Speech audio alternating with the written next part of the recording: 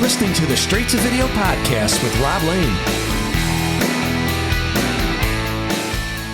How do? Hope you're doing great, and thanks so much for choosing to listen to my podcast Straight to Video. So just to confuse any of you who regularly listen to the show, you may well have listened to last week's great chat with Matthew James Pateman. And to keep you on your toes, this week's episode is with writer-director Matthew John Lawrence. Hope you're following that okay. This episode is a really fun talk, and one of those where I came away buzzing because Matthew was super enthusiastic to chat all about his latest film, Bloody Axe Wound. And he had some great stories to share about the making of the film and how it ties into his love of horror, punk rock, and video stores. So if you've not heard of it, Bloody Axe Wound is a brand new horror movie that got a limited cinema release at the end of last year, and it's set to hit the Shudder streaming channel in March. It was produced by The Walking Dead's Jeffrey D. Morgan and his wife Hilary Burton, along with Mary Stuart Masterson, who I'm a big fan of from when she appeared in the John Hughes movie Some Kind of Wonderful, so it was cool to see her name attached to this film. Jeffrey and Hilary had reached out to today's guest Matthew after seeing his film Uncle Peckerhead, as they thought it was fantastic and asked if he had any other stories in the works, which led to Bloody Axe Wound. Now, I immediately fell in love with this film. It totally caught me by surprise, and that doesn't happen very often. If you're a fan of stuff like The Final Girls or Behind the Mask, The Rise of Leslie Vernon, then this is a film you want to check out. It has so much heart, great music, a really original story, and some amazing characters which give it an almost John Hughes meets horror feel. I simply can't recommend it enough. Oh, and did I say it's based around a video store? So yeah, I'm already invested.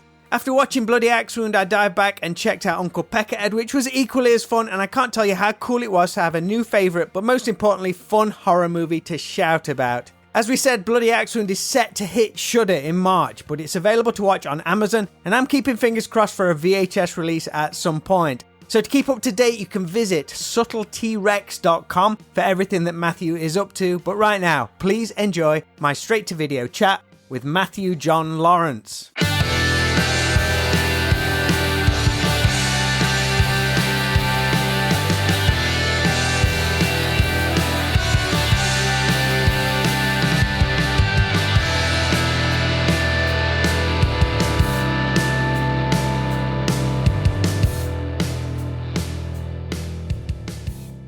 What's up, Rob? How's it going, Matthew? Good. How are you? Yeah, good. How's your day going? So far so good. How about you? A little late today, yeah, but still good. Yeah, it's 7 o'clock here, so I'm winding down, mate. Thank you so much for taking some time to do this. Of course. Yeah, happy to. Thanks so much for having the interest to have me on. No worries, no worries.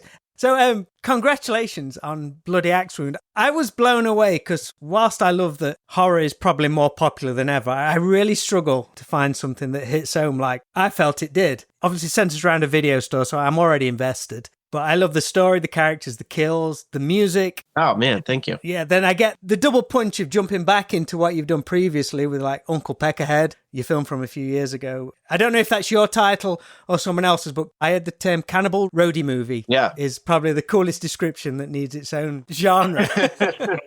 So for me, it's exciting to find films with so much heart and, of course, horror added in. But you seem to be creating this cool punk rock horror world. Yeah. So not am I only enjoying the films, but there's all this new music like your friend Jeff's band 500 Books to find as well. So first up, thank you for that. Yeah, no, happy to. Is it cool to create this whole world and incorporate friends and showcase other people's talents? Totally. I mean, I've always been really into world building, and I'm not sure if it's just from growing up in New Jersey and, you know, when I was growing up, and I still really love and respect him as an artist, like Kevin Smith, kind of creating the View Askew universe. And just in terms of even like any type of genre films that have, you know, the devil's in the details, just like are so packed with each frame, just like a world that is captivating. And you just see how much work went into things that, you know, the vast majority of the audience probably wouldn't pay attention to because they're just going to one and done it. So yeah, I mean, it's such a blast as somebody that just like loves to create, you know, especially doing the video store, thinking about like all of these titles for films that we'd never see any of the real media behind it beyond the poster. But yeah, it was a total blast. And it's something that I want to continue to nurture with hopefully the future films I make, is to have them be connected and just to like, you know, knowing that there are people like you that are paying attention to films like this. And, you know, just like the payoff, if you watch it multiple times, that, you know, you'll pick pick up on new jokes. You'll pick up on new of this kind of like, this fake media within this media saturated world that they're living in. Yeah. I mean, as a creative person, it's great that my notes app is filled with thousands of installments of like, is this something? Could we put this in somewhere? I always wonder about that. Really, the attention to detail in a lot of films, like Easter eggs. And I mean, some Easter eggs in bigger films are pretty obvious, but things like in your films and stuff like that, does that take a lot of time to do? Or is it just stuff that comes off the cuff like, oh, this would be cool just to throw this in? A lot of it is in the prep. And luckily for this movie, this is a movie that changed in big ways over different drafts of the script, but it's something that I had been working on. The idea initially kind of hatched in 2015 or 16, but then there were a couple of years where it seemed like this wasn't going to get made. So I kind of shelved it. But then there was like another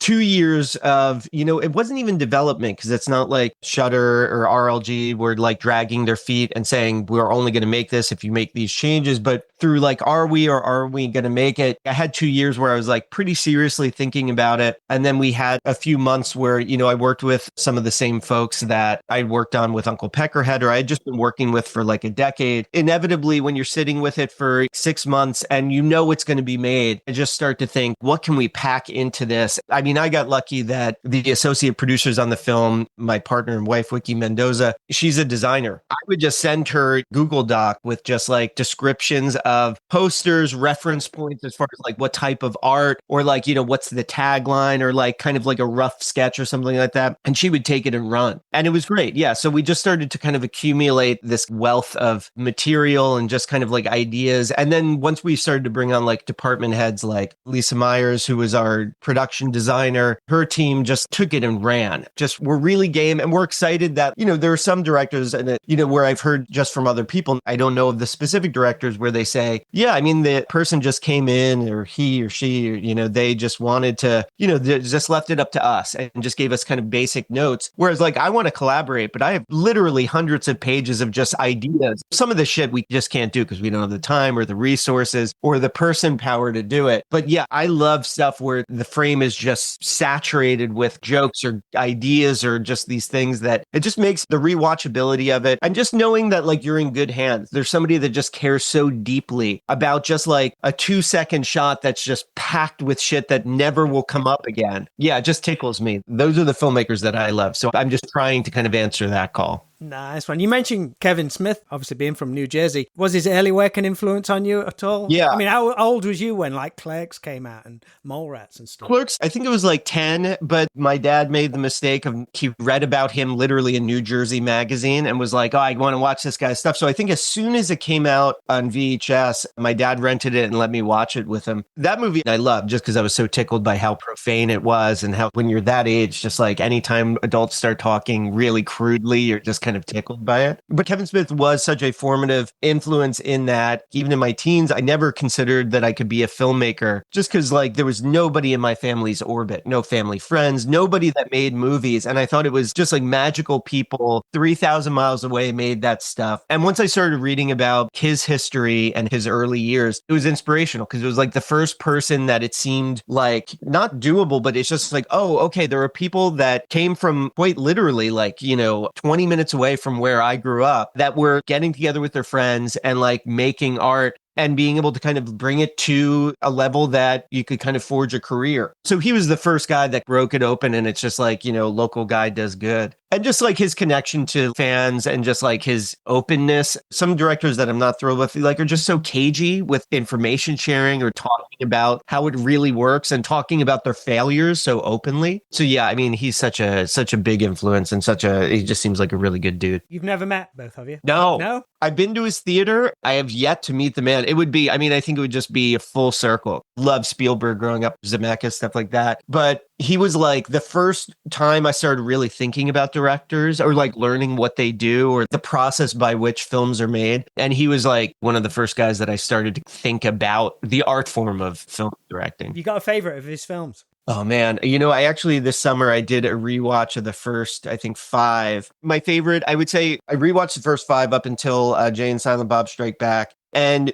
Clerks, I think, aged beautifully. It still like really hits. It's really funny. And you can tell, like, you can see kind of the energy. And I also just love the DIY, making something for like 30 grand. All of them held up well, but that one held up the best. And actually, you know, I wasn't a huge fan growing up. I think around the time I was probably becoming kind of a pretentious film snob. I was kind of like lukewarm when I first saw Jay and Silent Bob Strike Back. And I was a lot more, you know, I found it a lot more charming than I remembered it being. I literally put it on just 3 or 4 nights ago. I always liked it, but this is just a really fun film. Oh, it kind of like when I rewatched that and Mallrats, I was like, oh man, I can see how this influenced what I wanted to do. Like I loved cartoons growing up, but there were so few movies besides, you know, Peter Jackson's Dead Alive or Raimi's early stuff. But that, and then even like Mallrats and Jay and Silent Bob are just such living cartoons, just like live action cartoons that I was, oh, I totally see how like unconsciously this kind of had a real influence on like the type of stuff I want to make. Nice one, man. With Bloody Axe Wound, there's this cool almost fantasy element which isn't really explained. I know a few people, I've watched some reviews, some people have picked up on that, so I don't get this. Yeah, ain't it? But I feel it wasn't missed, like how the murders in the town were ending up on movies to rent in the serial killer's video store. But for me, I just found it just really weird and cool. Is that something that was expanded on more in the original drafts, or did it always have that mystique? You know, no, I've read those reviews of which they are mounting.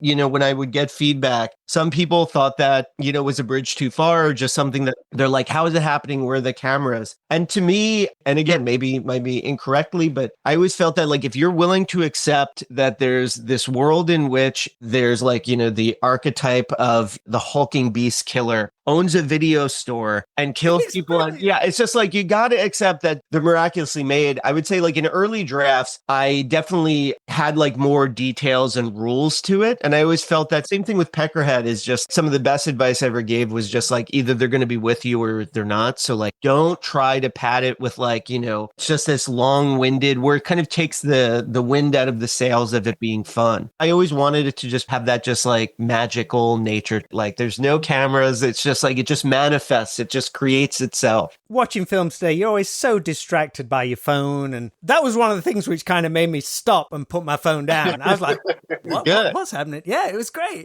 I'll file it in the Jason X bracket because I love Jason X. Yeah. If you're going to slag off Jason X, don't go in and do it. It's Jason in space. If you're not going to accept it, just don't bother. Exactly. Yeah, I mean, that's the way I am. You know, especially given like the genre and the approach the filmmaker takes and just the basic setting and idea and world of the story. If I'm watching a horror, fucked up, surreal fantasy movie, there's just going to be shit. It doesn't have to resemble how you understand the world. Granted, I mean, I will admit there were like, you know, some script notes where people were saying like, should we see kind of the surveillance footage? And I'm like, I don't want to do that. I don't want to ground it to that degree where it's like we have to understand the true formal ecosystem to how these things are being made. Did you get any of those questions from the cast? You know what? No, thankfully the cast was like really game, and especially they were all over 18, but I had never worked with like a predominantly pretty skewed young pool of actors. And they were the stranger, the more surreal, the more profane it got, the more game they were, which was really fun. Yeah. How much does the reel-to-reel video store in the movie compare to ones you'd visit growing up? You know, pretty close. Our location manager was great. And like I said, our production designer, Lisa Myers, was so amazing in that I was like, I wanted to be like a strip mall video store because those are especially I would say up until those ones shut down in like the mid to late 90s, at least where I was in Jersey. But we went to a mom and pop probably until I was 15 or 16 when that went out of business before like our Blockbuster or Hollywood Video and stuff like that. So I wanted to feel like a strip mall New Jersey video store. So that's pretty close. Besides maybe in our video store, we didn't have an adults only back section. But besides that, I actually had a couple of like, I don't know why, probably my mom just had given me a point and shoot, but I have a couple of traditional old 35 millimeter photos of our mom and pop video store. So I shared some of that with the production designer. Yeah. And just like, you know, photos of just certain references, because there was stuff in Clerks where we referenced like a sign that you'd see in the movie, or just like other movies that had video stores. Like there was a really great one in the original Men in Black. But yeah, I mean, they just did so great in that, like, I sent a bunch of photos, reference things. She had pulled a bunch of stuff and we just said like, oh, I really like kind of the layout here. I really like the neon light behind the checkout counter here. She just kind of it was amazing. Her and her team, the set dressers, just did such an amazing job. there were people kind of walking by thinking we were doing some kind of like ironic, the Luddites new store of, VHS and like physical media rental. It feels very authentic. Yeah. You've almost got it to like look like it's on its last legs and close to closing as well. It's got that vibe. Yeah. Was you on set as it came together, or did you just walk in when it was all completed? You know what? I saw it roughed out. They sent me a photo like, is this feeling like it? And then I said yes. And then Lisa specifically was like, listen, now that we kind of got the okay, I want to just bring you in when we're pretty close to being done. And I remember like hearing it was going well. And then I remember, I think I went over the night before the first day we were shooting in that location. And it was kind of like something out of, like a movie or a scene from a movie where she's like, okay, close your eyes. And they like brought me in.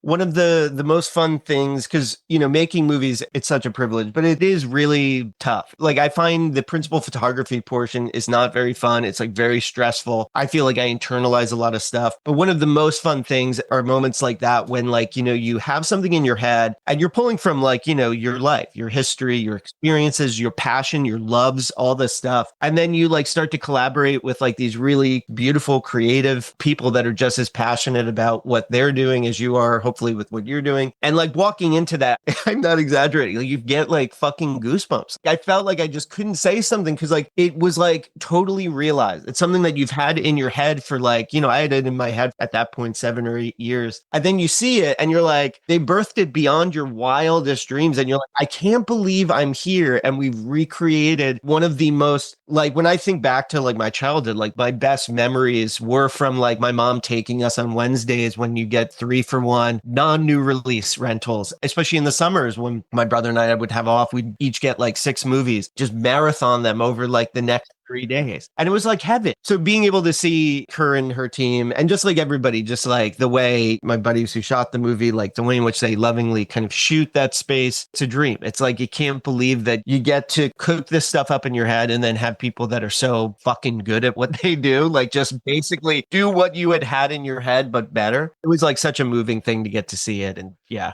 One thing is I was probably because it was so connected to like my childhood and stuff, and especially like we're around the same age, so she gets it, but especially some people on her team had never experienced that. So it was amazing to get to see that come to life. Can you take us back a little to your early introductions to horror? Was it through the video store or the cinema, or perhaps seeing like heavily cut versions on the TV? It was definitely the video store. My parents love movies, but were not huge into horror. Liked it, but that wasn't their main genre. But I think it was just like walking through the aisles, and obviously the horror aisle had the most eye-catching imagery. Always. I think that's what initially got me excited. And I think when I was really young, this is also my parents telling me this, my memory is foggy, but I think I would say like, can I rent this? And it would probably be like, Dead Alive or Sleepaway Camp, something with like a crazy cover. I think my mom was like, no, we should start you off on a good diet of what we've seen, which is crazy. This is like when I was 8 or 9, my mom's like, you should watch Halloween. That's a classic horror movie. So she got my dad to watch it with me. I guess my dad just like will watch whatever with me. So I remember this part so vividly. They were kind of building it up. If it's too scary, you can say stop at any time, but this is what horror is. I remember like our first house that I had memories of. I was sitting on the couch and my dad was sitting on his like lounger chair. And when that movie fucking starts, that POV when he kills his sister, dude, I remember just being like so gripped with terror that I was like, I have to go to the bathroom. And I remember like sitting on the toilet in the bathroom, not going to the bathroom, just kind of like, what should I do? I can't finish this movie. I don't know how it ended. I definitely know I didn't finish the movie that night, but I just remember being so gripped with fear during that period. And then from there, I eventually, I reached the point when I think I started watching, I remember, when I watched Dead Alive for the first time, that, tickled me in such a way. And I remember watching it pretty young. And I think that was probably horror comedy or, stuff that was of a lighter fare, had a little bit more of a playfulness to it. That stuff I started to love. Then I branched out into just loving all things horror. It was very nerdy into comedic films, everything from Bill Murray. And then as I got a little bit older, Adam Sandler, stuff like that. But horror, yeah, I would devour. I probably saw everything in our video store was called E2Z Video. I probably watched everything on those shelves, good, bad, or ugly. How did something like Shaun of the Dead translate to you guys? Oh, yeah, I fucking loved it. That was when I was older. I think I was either just about to go into college or was in college. That was like, a movie that you felt like, oh, this was made for me. I love the style, especially love the use of music in that movie. Love the heartfelt nature of it, whether it be family or friends or family or the found family aspect of it. And was like something that played in mall movie theaters, did exceptionally well, like caught on and had a voice and a vision all its own. Those are the types of movies that are just such like kind of Trojan horse stuff that like it has such mainstream appeal, but it has such a distinct non-mainstream kind of style and feel to it. Was you always into like the effects and the gore? Because the makeup and detail in your movies is second to none and all out there on the screen. Are you hands-on with that kind of stuff and like to really oversee it? Totally. And it is both being a product or a child of the 70s, 80s, 90s movies that had to rely a lot on practical makeup and FX. I had like a kind of a dodgy experience with a short film I had done where I first tried doing practical makeup and effects, and it came out pretty good. But just one of the people we worked with just was like a really difficult person. And then right before Uncle Peckerhead, we were searching for an effects team because I was like, it was so important that I knew we only had money to do 4 or 5 like big moments, but I needed those moments to really, like, if I wanted to kind of make the movie I wanted to make. All the effects houses we talked to were really nice, but like we were like, woefully underfunded for them. And so it was like, won't we make this movie? It was basically like, if we can find an effects house that can work with our budget. So I remember it was like the 4th or 5th, effects house we met with. And it was just like really deflating because it was like, they give us a quote. I mean, that's our entire budget. So we can't do it. So I basically like was talking, I forget the guy's name. It escapes me, but I was like, kind of gave him our thing. We know you're worth this. And I feel bad. We can't do that. Do you have any recommendations? Like, we really want to make this movie this summer. We can cut back certain things, but we're already really slim pickings we want a few big moments. And he said, listen, like, we've been working with this guy, Jared Baylog, who's now been like, a collaborator I've been working with for almost 10 years. And Jared's like one of those people you want to talk about. You cook something up in your head and you're like, how the fuck could we do this practically? And I would send him a description, like a brief paragraph or just a picture or sketch or something. And I'm like, can we do this? Like, how long would this take? And anything, whether it be like, I think we'd have time or resource limitations, Jared is always game to do it. And you always want somebody that is insanely talented, creative, but is also like really easy to work with. Because, film sets can be very stressful. Everybody's working, especially on the films I'm making, you're working like 16 to 18 hours, it's very stressful. And Jared's always such a great collaborator. His brain is like so demented in such a great way that anything I cook up, he'll want to take it an extra step, which is just like the type of people you want to work with. But yeah, I mean, practical effects, I love a mix. It's so much more. And I know I'm not saying anything new. People talk about it. It's just like has such a tangible, more visceral quality to it. Especially being a person that's such a big fan. Like, I want the audience to have fun. I want my movies to playing at a theater. And I feel like practical just carries with it a different type.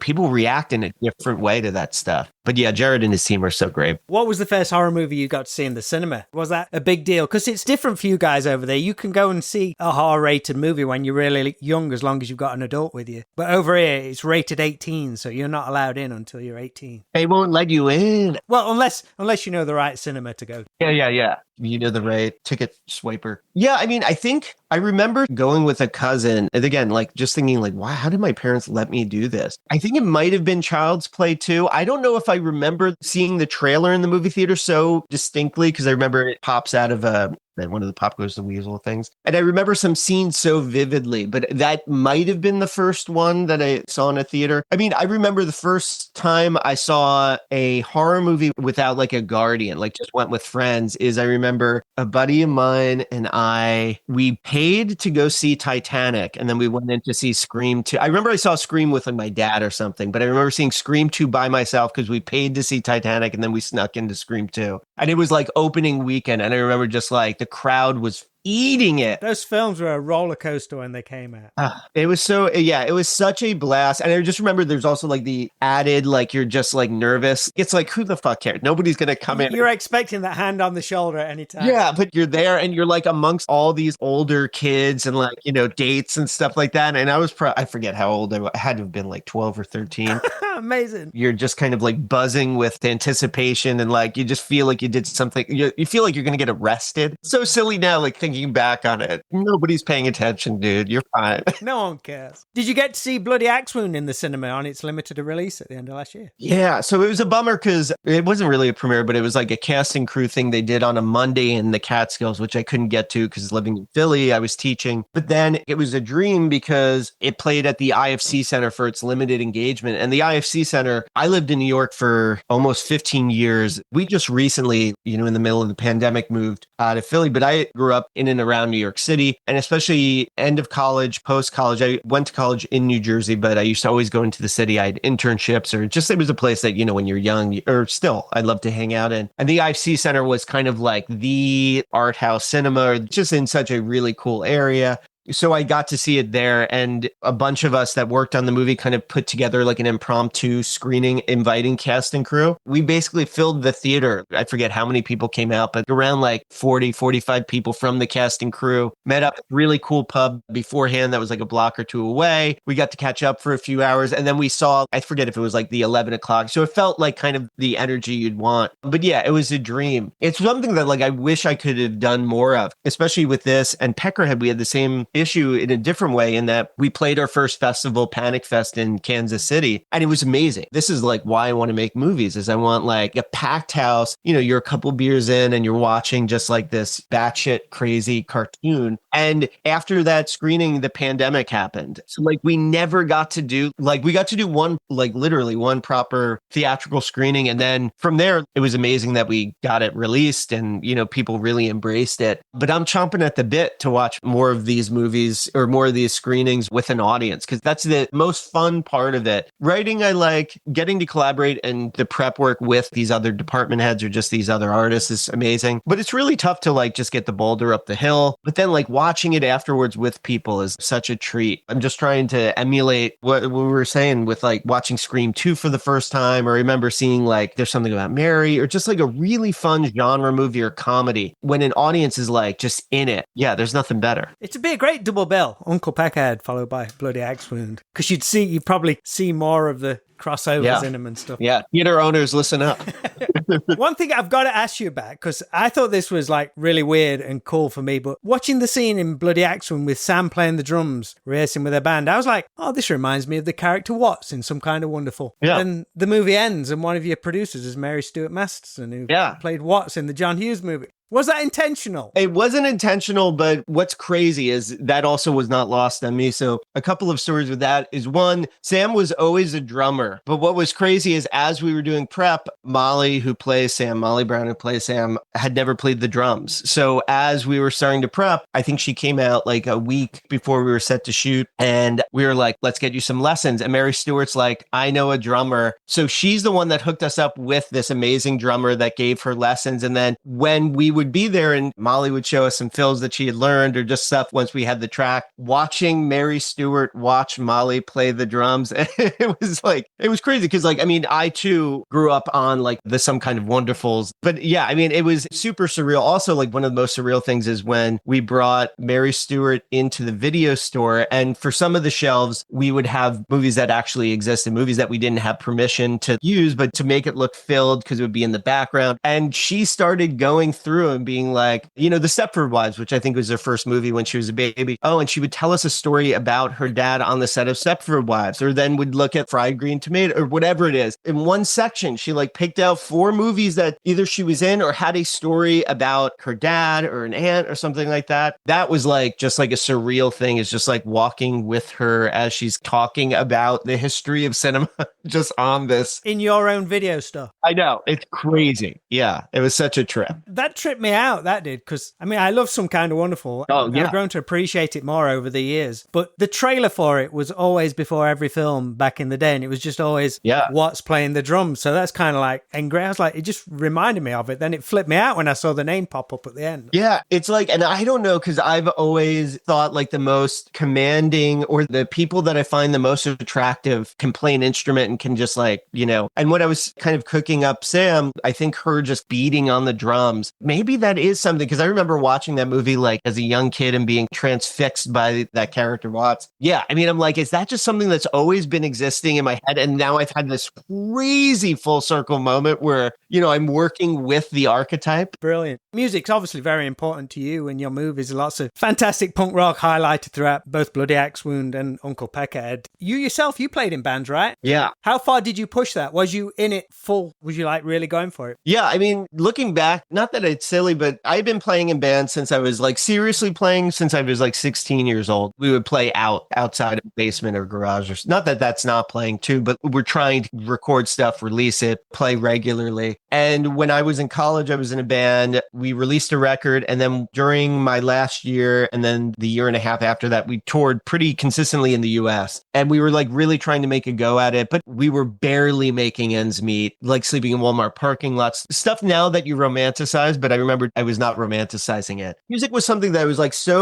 I thought that was going to be it, probably like late teens into mid 20s. And then when that last band broke up, it was pretty heartbreaking. It was like a real kind of tough breakup. So I had taken some film classes and I was working in advertising. I didn't like that. Made friends with the videography department, some of the people doing camera and editing, and they showed me a little bit more than I had learned in a couple of film classes I had taken in undergrad. I still love music. I always will like noodle around on the guitar still. I really want to get back into it because I feel like the Venn diagram from playing music, obviously it really informs choices as far as what music to use and how to use music. But even I feel like my editing, because I was like most of the time like rhythm guitarist, I would sing backup. I helped write a lot of the music, but it's really helped in my editing. It's helped in my understanding of rhythm and pacing of a scene. Well, that's interesting. Yeah, totally. We mentioned it a little while ago, but $500, Jeff's band that wrote all the music for Uncle Peckerhead, they wrote 3 of the songs for Bloody Axe when we just finished a music video because they have an album coming out in April. And I just feel like it's crazy how we basically shot listed and storyboarded the entire thing before we shot it just to know how it would all line up. But it's crazy like how I think that just from hearing the music, you can like imagine how long images will take or movement will take. And I think that's just from playing music, is you just kind of have that instinctual connection to stuff. That's really cool. We mentioned earlier about the world building. Have you mentioned about creating a Alliteration Records universe all around like the punk rock kind of stuff? That'd be awesome. Yeah, I've always had this idea, or not always, but for the past 10 years, I've had this thing that I've wanted to do of like taking, specifically in horror, but it doesn't have to stay in horror, but taking subgenres of, a main genre like horror, right? And doing stories through the experiences of a band. So Uncle Peckerhead, it's about a band touring. Bloody Axe Wound, it's a little looser in that the music or the musician doesn't really drive the story, although they're a part of it. But I'm writing a new script now, or I'm finished the first draft and I'm starting to draft out hopefully better drafts of it. That's the demon or the possession subgenre that's called Demon Motherfucker. And that's probably the most music-centric. I mean, Peckerhead's pretty music-centric. This one's like very music-centric. Peckerhead, I think maybe there were like 6 or 7 songs, but you only get like pieces. This is like, I would say, closer to like more of a straight up music or even musical movie, in that there isn't so much song and dance, but there's like, 10 songs, and the songs are like really tied into the plotting and the story structure. So they're reflecting or giving exposition or like, kind of showing characters' inner thoughts and feelings through music. So I'm really excited about that. And that's something that Jeff's like, he's all in. Yeah, he's all in. Yeah. Let's go. I need to ask, is there any chance of any Blade Cut merchandise at any point? Like you've done the shirts for the punk band Duh on the Subtlety Rex website. Dude, I might be doing bootlegs of my own movie. I don't own the IP anymore for it. Damn it. No, but I'm dying to release stuff because we got actually one of the artists we used that designed like all the Blade Cut posters, this artist Alec Hugill. I think he's from the UK. I forget where in the UK, but he is a UK artist. We had him design some really cool Bloody Axe Wound posters. So he designed like the fake Blade Cut movies in the thing, but then we had him do some Bloody Axe Wound stuff. I'm like, man, I'm going to like post them when we go on Shudder, but I would love to like, same thing what we've been doing with Peckerhead is like, basically we just kind of charge what it is to kind of like make the t-shirts and be able to ship them. There's one shirt in particular where I'm like, this looks like something out of like a 1980s like SST band's artwork. It's so fucking cool. So yeah, there might be some bootleg Blade Cut stuff coming soon. Superb, man. I love it. Any chance of a VHS release? Not yes yet. It's something that I probably annoy people so much in emails that I send out, like, what about this? What about this? How about this? I'm hoping. They would be crazy to not do it. Well, the bootleg VHS market is huge. Oh, so yeah. I'm sure somebody will snap it up at some point. I won't sue you if you want to do it. Yeah, no, I would die. It isn't a line. Like when people have sent me like fan art for, Uncle Pekra and stuff, it's one of the most moving things that people care. I mean, even like you getting me to come on the podcast, like it just blows my mind that people like and care about the movie. So it's just like, it's such a treat to see that type of stuff. So I would die if somebody did like an unofficial VHS release of Bloody Axeman or Uncle Peckerhead. They have my vote of confidence. You won't be sending any lawyers. No. Right, last question. I want you to time travel a little to Friday night in the late 80s or 90s, or going to reel video. What movie soundtrack do you have on your Walkman? And what 3 tapes are you going to rent for the weekend? Oh, good. What do I have on the Walkman? Oh, this is so tough. There's a lot of good movie soundtracks in the 90s. Yeah, there is. It's tough because I was thinking early 90s, which then does kind of like puts a specific time period. Let me start with VHSs and then the soundtrack will come to me, I'm sure. As far as VHS tapes, I always have to do like one straight up comedy. So if we're talking early 90s, I think Wayne's World is like 92, so that might be pushing it. But I'd say like Wayne's World or like something like What About Bob was definitely one that I probably wore out the tape when I would rent it. And then I'd go with, not to keep saying it, but Dead Alive was just like such a classic one for me. Brain Dead for those in the UK. Yeah, Brain Dead. Yes. Yeah. Oh, yeah. I mean, something like this is a movie that I loved as a kid. And now I rewatched it this past year and I'm like, this movie is perfect. Not in like an ironic way, but like Gremlins 2, I was like obsessed with growing up. That's a movie that gets better and more appreciated with age. It's crazy. I loved it as a little kid. And then obviously like in recent years, it's like, I feel the cult following has started to make themselves known. My wife had never seen it. And I was like, we should watch it. And it's just as like silly and fun of like as a kid, what I remembered. But as far as like an adult, I love movies that can be silly and stupid on one level. But if you want to look for the allegory or having a commentary on corporatization and conglomeration, it's fucking there. I mean, speaking of that, might be a good pairing with Wayne's World. But I think, yeah, Gremlins 2 would be like a fun one. I'm pretty sure that's like 90 or 91. That's a good pick. That's a good selection, though. Yeah, that's if I'm looking for like newish releases or around the same time. But probably the movie I rented the most at the video store was Dream Warriors. That is the movie that I think first kind of like lit my brain on fire with imagery that I just was like, how is this happening? How is this real? Yeah, so like probably some mix of that. And then soundtrack. Oh my God. I mean, Dream Warriors had a pretty good soundtrack, didn't it? Yeah, a couple of Dokken songs on there. Yeah. I don't know, like Decline of Western Civilization, I probably would have been playing. I'm trying to think. Do you have a favorite soundtrack? My go-to is Rocky IV and Top Gun, followed by Lost Boys, but they're kind of like the given. Yeah, Lost Boys is such a fucking... I mean, there was some big ones in the 90s, like the Crow soundtrack and Judgment Night. Oh, Judgment Night was great. Clerks has like a really good soundtrack. I mean, it was bought for the Miramax release, but that has a really good soundtrack. I mean, I'm also a sucker. This is, again, like more mid-90s, but I love kind of the pop soundtracks of Empire Records had like a banging soundtrack that I was in love with. Yeah, I probably would also be listening to like a mixtape or like a mix CD that I made, just to some bangers from the 90s. But yeah. I mean, I love that question, dude. That's such a good one. Reminds me of like some of my favorite times of being a kid. Love it, man. Love it. Matthew, I'll let you go, but thank you so much for chatting with me. I love that. Rob, again, it's not a line. It means so much that, you had such thoughtful questions, and then it just like loving on the movie and, supporting it in the ways that you do it. It means the world. I'm telling everybody about it. Yeah, I mean it. This was great. And also just so you know, because I'm sure people may not say this, as I've done like a ton of podcasts, is you're so good with like, confirming the day before, like giving the information. It's really helpful. Even just like saying like, hey, do you have like, 30, 45 minutes? Even just stuff like that. It's really helpful from the guest point of view. So thanks so much for the professionalism and the great questions. It was really wonderful.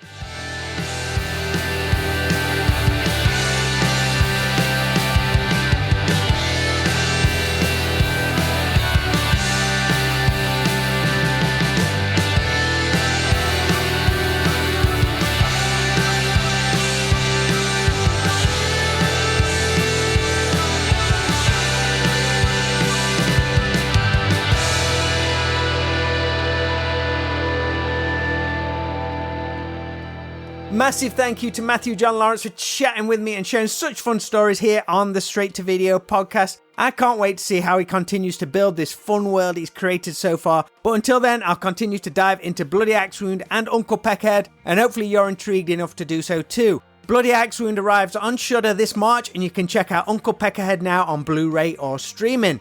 Over at our 80s video shop in Alverton, Derbyshire, we're announcing in-store signing and special guests left, right and centre. Not only do we have actor Charlie Schlatter coming to visit on Saturday the 31st of May, before then on Saturday the 15th of March, which is coming up fast, just a month away, we're thrilled to be welcoming actor and puppeteer Mike Quinn to the shop. Mike is probably best known for playing the role of Nien Nunb in Return of the Jedi and also in the more recent Star Wars sequels, but he has also had an incredible career working on films such as Labyrinth, The Dark Crystal, Jurassic Park 3, Who Framed Roger Rabbit, and also was the puppeteer for the character of Bob in the recent Beetlejuice movie. We can't wait to have him visit the shop and sign autographs for you all, so please be sure to add Saturday the 15th of March in your diaries and keep posted to the 80s Video Shop social media pages for updates, and we might even have another guest announcement very soon too.